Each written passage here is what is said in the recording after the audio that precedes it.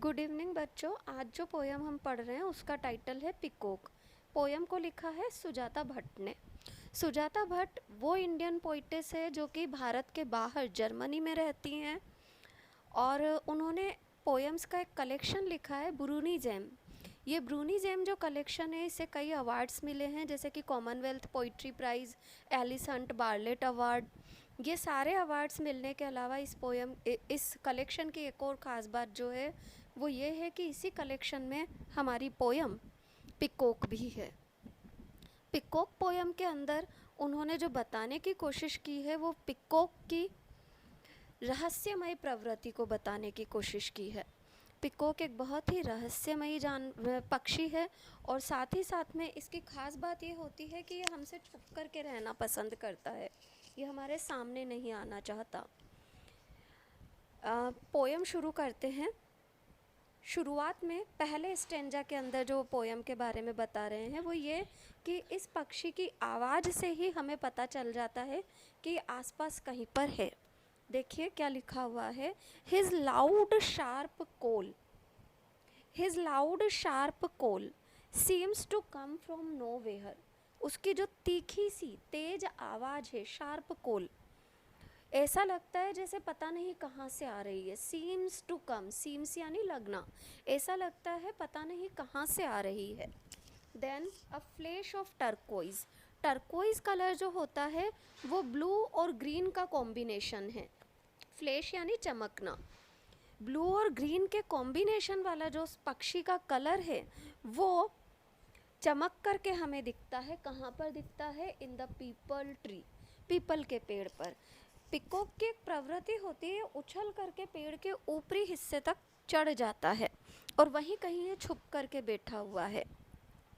The slender neck आर्क्ड away, जब उसे लगता है कि हम आसपास हैं या कोई उसके आसपास है तो वो अक्सर कर अपनी पतली सी गर्दन को आगे की ओर लेता है। Slender neck आर्क्ड away, slender neck आर्क्ड away.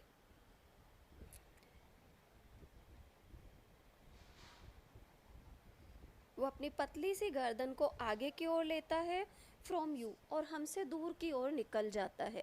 आर्क्ड away from you as he descends, कब निकल जाता है हमसे दूर? जैसे ही वो पेड़ से डिसेंड्स, नीचे उतरता है। डिसेंड्स यानी नीचे उतरना।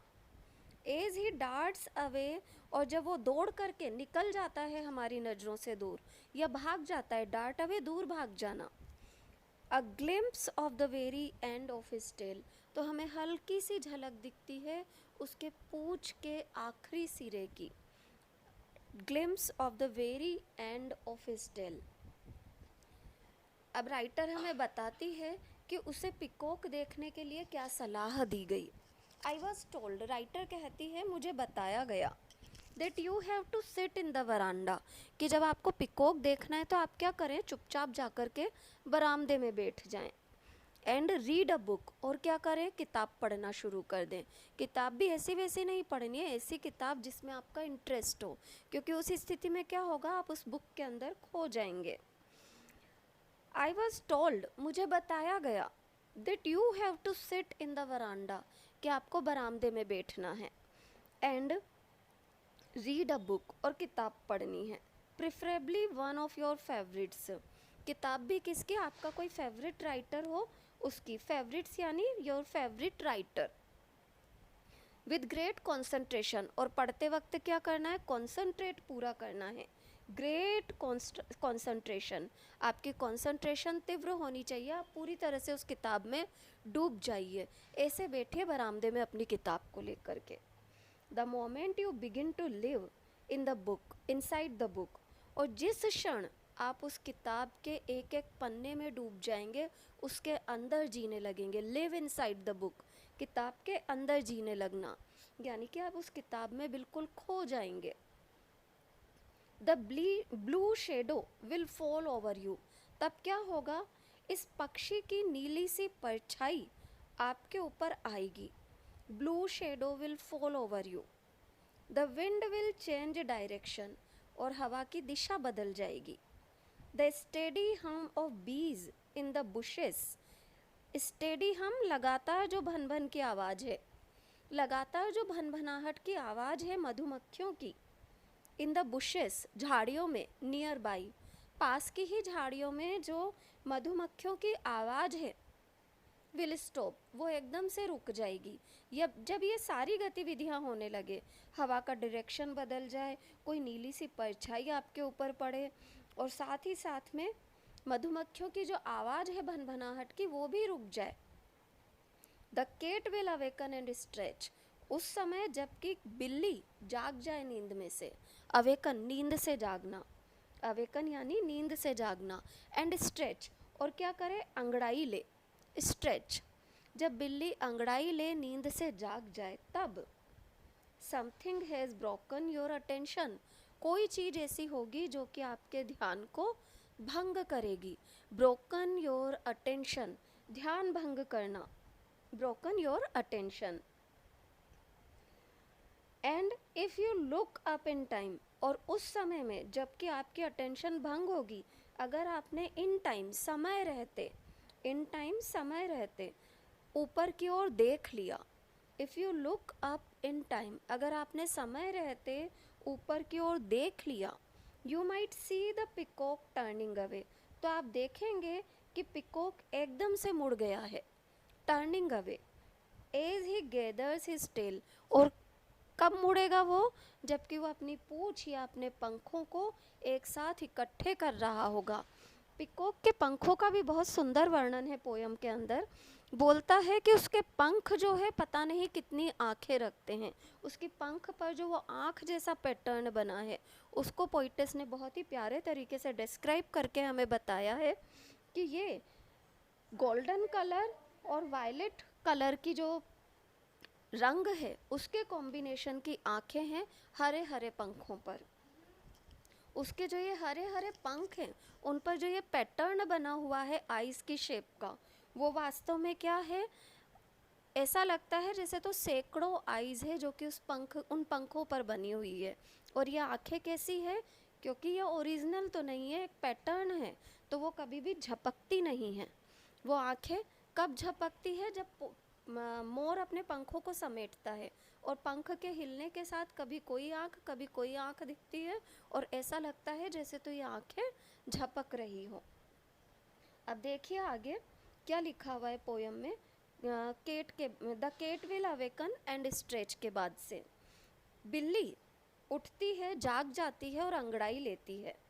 Something is broken your attention, तभी कोई चीज़ ऐसी होगी जो कि आपका ध्यान भंग कर देगी।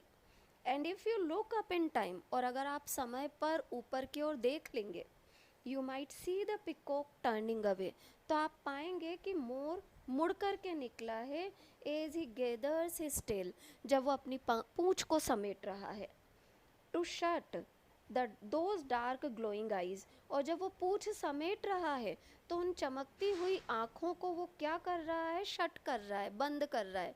क्यों? क्योंकि उसके पंख फैले हुए हैं तो वो आई वाला पैटर्न उसके पंखों पर बिल्कुल क्लियर है, परंतु जैसे ही वो उन्हें समेटता है तो ऐसा लगता है जैसे उसने ये सारी आंखें बंद कर दी। Violet fringed with golden amber, इन आँखों पर वॉयलेट की तो किनार है, violet fringed, and golden amber, और सुनहरे रंग का पैटर्न बना हुआ है। It is the tail that has to blink, और जब ये पूंछ हवा में हिलती है तो ऐसा लगता है कि ये ब्लिंक कर रही हैं आँखें, वास्तव में वो पूंछ होती है जो कि इनकी ब्लिंकिंग करवाती है। इट इज़ द टेल, ये पूंछ होती है दैट हैज़ टू ब्लिंक, जिसे ब्लिंक करना होता है। कहने का मतलब है पूंछ के हिलने पर ये सारी की सारी आँखें कभी खुलती हैं कभी बंद होती हैं। For eyes that are always, वरना आँखें तो हमेशा ऑलवेज ओपन, हमेशा खुली हुई रहती है। आइज़ आर ऑलवेज ओपन, क्योंकि ये आँखें तो हमेशा ही खुली रहती हैं, इसलिए क्या है, इस पक्षी की जो पूँछ है उसके हिलने के साथ साथ ये आँखें कभी बंद होती हैं कभी खुलती हैं। इस प्रकार से उन्होंने पोयम का वर्णन किया है। पोइट के बारे में दे रखा है आगे की ओर देखिए। Sujata Bhatt was educated in USA, USA में उनकी शिक्षा हुई। नाउ लिव्स इन जर्मनी, अभी कहाँ रह रही हैं, जर्मनी में। She won Commonwealth Poetry Prize and Asia for Asia section for her collection of poems. उन्हें कॉमनवेल्थ पोइट्री प्राइज मिला एशिया सेक्शन में उनके पोइट्री कलेक्शन ब्रूनीज़ेम के लिए, जो कि 1988 में आया। From which the peacock is taken, इसी कलेक्शन में से पिकॉक लिया गया है। Two other book of poems by her are Monkey Shadows, उनकी और जो कविताओं की किताब है उनका नाम क्या है, मंकी शेडोज, 1991 में आई।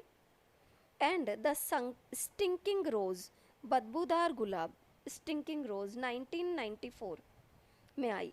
She has also translated Gujarati poetry in English, उन्होंने गुजराती पोइट्री को भी इंग्लिश में ट्रांसलेट किया है। ओके, ऑल ऑफ यू अच्छे से पढ़िएगा इस पोएम को, और कोई भी प्रॉब्लम है you can write it in the comment section of my YouTube channel. Please like, share and subscribe my channel.